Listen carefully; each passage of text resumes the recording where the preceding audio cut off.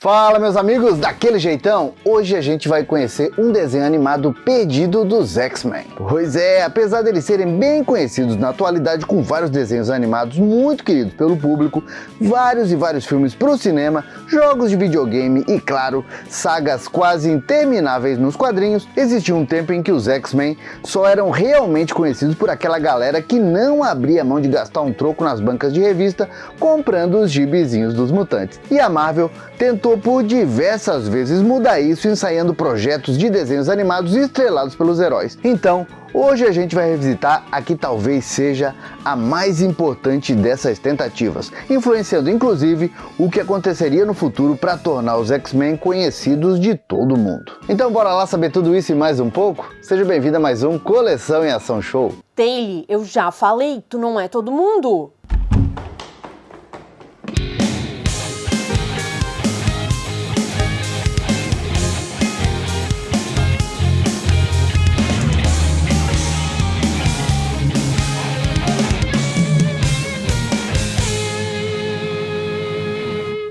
Olha, desde que a equipe de mutantes foi criada em 1963, os X-Men da Marvel ensaiavam aventuras em outras mídias, como aconteceu, por exemplo, nos famosos desenhos desanimados da editora, quando substituíram o Quarteto Fantástico em uma aventura do Namor, o Príncipe Submarino, onde enfrentaram o vilão Doutor Destino. Não é outro além da conquista.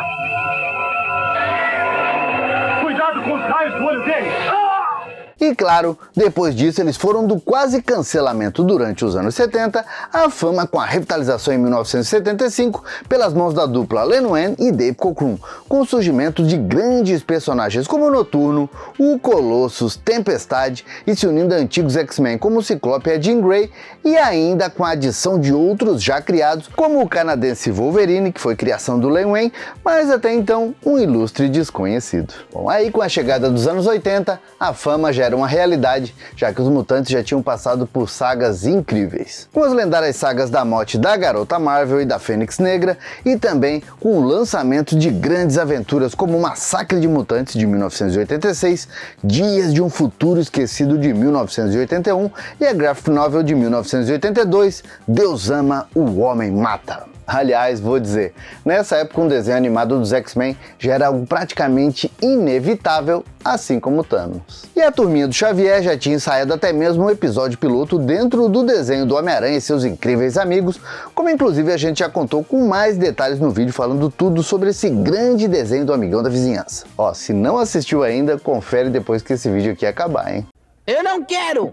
Bom, mas voltando para nossa história, em 1988 a Marvel tinha um estúdio de animações que era muito respeitado, sendo sucessor do estúdio Departure for Lang, comprado pela Marvel em 81 e tendo uma grande parceria com outro estúdio bem conhecido daquela época, o Sunball. Nesse ano surgiu o programa Marvel Action Universe, que trazia produções inéditas do estúdio, como Dino Riders, que era um desenho para promover uma linha de brinquedos da Tico, com o mesmo nome, e o primeiro desenho animado do Robocop, o policial do futuro, e ainda com reprises do desenho do Homem-Aranha e seus incríveis amigos. Marvel Action Universe.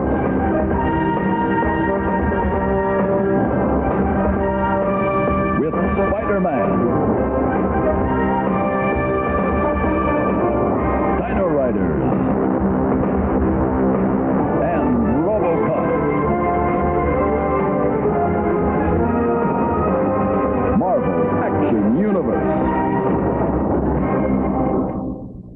O caso é que a chefona do estúdio, a produtora Margaret Leach, não estava lá muito satisfeita com a pressão que a Marvel Productions vinha tomando das associações de pais, principalmente da ativista Peg Sharon, tudo porque a turma não aceitava um desenho do Robocop por ser um personagem vindo de um filme bem violento. Juntando isso ao fato dos brinquedos do Policial do Futuro pela Kenner não estarem vendendo lá muito bem, a Marvel tomou a decisão de cancelar o programa, mesmo com a segunda temporada já planejada. Aliás, eu vou dizer, esse desenho do Robocop também já tem um vídeo aqui no canal que tá bem daquele jeitão. O caso é que a Margaret, depois de uma reunião com o então todo-poderoso Jim Shooter, decidiu unir o útil ao agradável, já que o editor-chefe da Marvel queria mais holofotes para os X-Men e a criançada vinha curtindo bastante os episódios antigos em que os mutantes apareciam no desenho do Aranha. Então, estavam mandando várias cartinhas para as emissoras pedindo um desenho só dos heróis.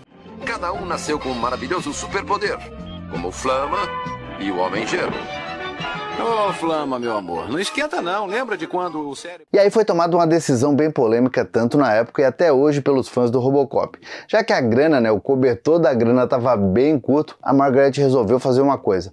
Ela pegou e não produziu o 13º episódio que ia encerrar a temporada do desenho do Robocop. No lugar, eles usaram a grana para criar um episódio piloto dos X-Men, que deveria ser bem fiel aos quadrinhos da época, para ver se com isso levantavam dinheiro suficiente com investidores para uma temporada completa com os filhos do Átomo. E foi assim que 6 meses depois, com parte da produção vindo da Toei Animation, estreou em 16 de dezembro de 89, dentro do programa Marvel Action Universe, o episódio piloto chamado X-Men, Pride of the X-Men, com direito à narração do saudoso Excelsior Stan Lee e uma abertura cheia de ritmo e musiquinha grudenta, bem naquele estilinho dos anos 80.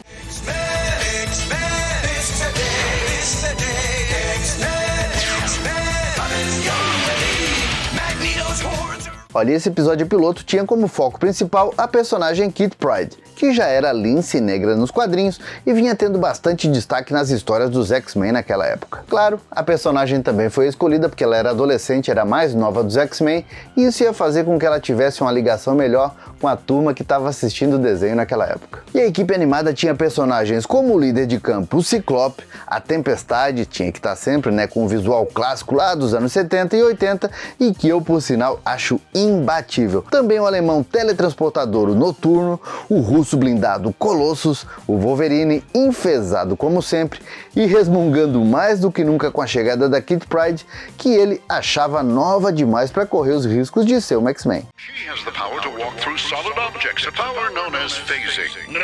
Kate! It is good, little one. Colossus like rain.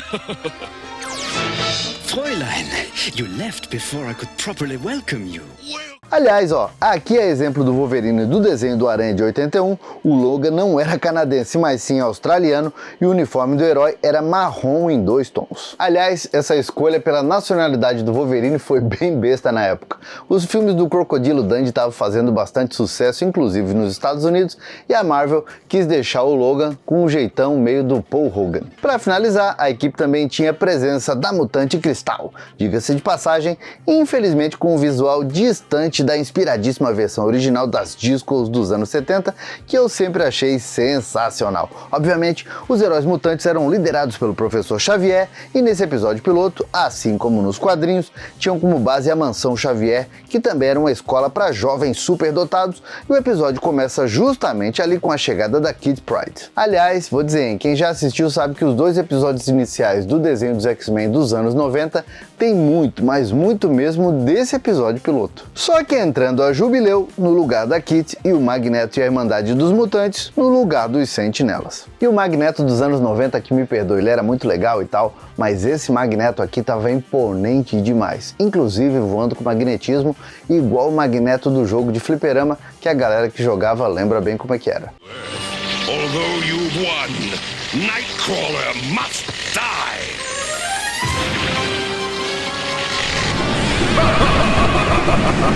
X-Men, welcome to die! Mas calma aí que a gente já fala do porquê dessa semelhança. Agora vamos falar mesmo dessa versão da Irmandade, que tá bem clássica e também bem estranha, tendo personagens como o Groucho, o Blob e o Pyro, e ainda o Fanático, meio irmão do Xavier e que não fazia parte da equipe nos quadrinhos, e também a Rainha Branca, que era de outra equipe de vilões e apareceu aqui com poderes inéditos, mas pelo menos pro delírio da criançada da época, com o mesmo visual dos quadrinhos. Gentlemen, welcome.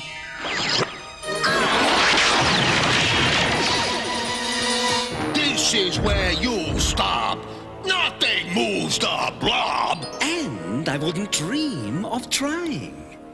E a galera do mal ainda tem como mascote o dragãozinho Lockheed, que mais pra frente fica como mascote dos X-Men, já que qualquer desenho dos anos 80 que se preze tinha que ter mascote de herói no pacote. E aqui o Magneto tá mais revoltado do que nunca contra a humanidade, e aí ele tem uma base lá no asteroide M e simplesmente decide destruir e acabar com tudo na Terra, desviando a rota de um meteoro. Tá certo que ele queria acabar com os humanos normais, mas será que ele percebeu percebeu que com isso ele ia levar os mutantes juntos? Bom, o episódio tem aqueles exageros típicos dos anos 80 e 70, mas surpreendentemente é muito bom, tanto no roteiro escrito pelo Larry Parr, famoso roteirista da época, quanto na animação, que eu arrisco dizer chega a dar um baile técnico nos primeiros episódios da animação dos anos 90. Bom, mas se era tudo de bom, o que será que aconteceu para esse episódio não ir pra frente, né? Não virar uma série animada? Antes da gente começar a falar mais a respeito disso, eu quero saber, tá curtindo esse vídeo? Tá, né? Então bora lá, deixa aquele like felpudo e compartilha, hein? Melhor ainda, compartilha com aquele seu amigo, com aquela sua amiga que dizia que os X-Men eram X-Men lá nos anos 80. Aliás, eu acho que todo mundo falava isso. Eu nunca entendi, mas eu sempre fiz isso. E o episódio piloto, apesar de algumas críticas sobre as galhofas do roteiro, foi muito bem na única exibição que teve no programa da Marvel, e isso animou demais a Margaret Leach. O problema é que nessa época a Marvel enfrentava algumas dificuldades financeiras e na sequência a New World Pictures completou a venda da Marvel Groups para McAndrews e Forbes do Ron Perlman. Olha, só para deixar tudo mais enrolado, a Marvel Productions não entrou no pacote e a New World, simplesmente na dúvida, né, se fazia, se não fazia, mandou cancelar todas as séries. Todas as séries animadas, com exceção do desenho dos Muppet Babies, que fazia bastante sucesso na época e era bancado pela Jim Henson Productions. E aí, com isso o episódio piloto infelizmente foi engavetado e o projeto parou de ser oferecido para investidores. Olha, e segundo o artista Rick Hoberg, envolvido na produção desse piloto e que depois também estaria no projeto dos X-Men dos anos 90, esse Pride of the X-Men não teve nada planejado além dessa história inicial. Mas caso fosse comprado, provavelmente teria poucas mudanças na formação da equipe e estilo de história, como era bem comum com pilotos aprovados naquela época. E por falar em produção, vamos falar da produtora Margaret Leach. Já que, como foi contado no vídeo sobre o desenho animado dos X-Men, lançado lá em 92, essa produção só aconteceu porque depois de sair da Marvel, a Margaret acabou indo para a Fox e já em 1991 assumiu o bloco Fox Kids, levando enfim o projeto da animação dos mutantes para frente, obviamente já com uma formação parecida com a dos quadrinhos do início dos anos 90.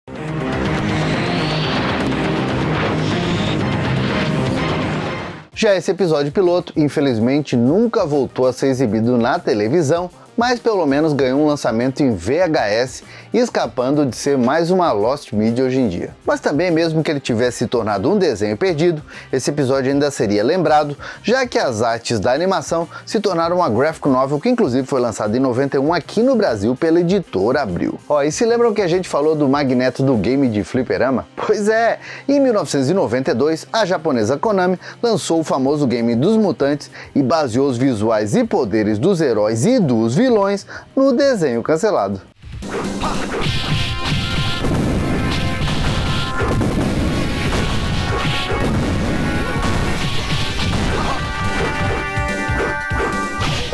E ainda antes disso, lá em 1990, a famigerada LJN, dona de incontáveis fracassos em formato de jogos, lançou para o Nintendinho o game The Uncanny X-Men, e que também foi baseado no grupo do desenho animado, inclusive aproveitando diversas artes da animação, apenas trocando curiosamente a Cristal pelo Homem de Gelo por motivos de direitos autorais.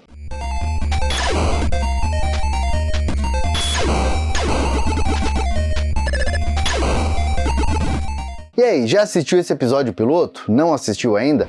Comenta aqui, ó, e se não assistiu, fica uma dica. Aqui mesmo no YouTube dá para encontrar uma versão, ó, uma qualidade bem legal e legendado. Fica a dica.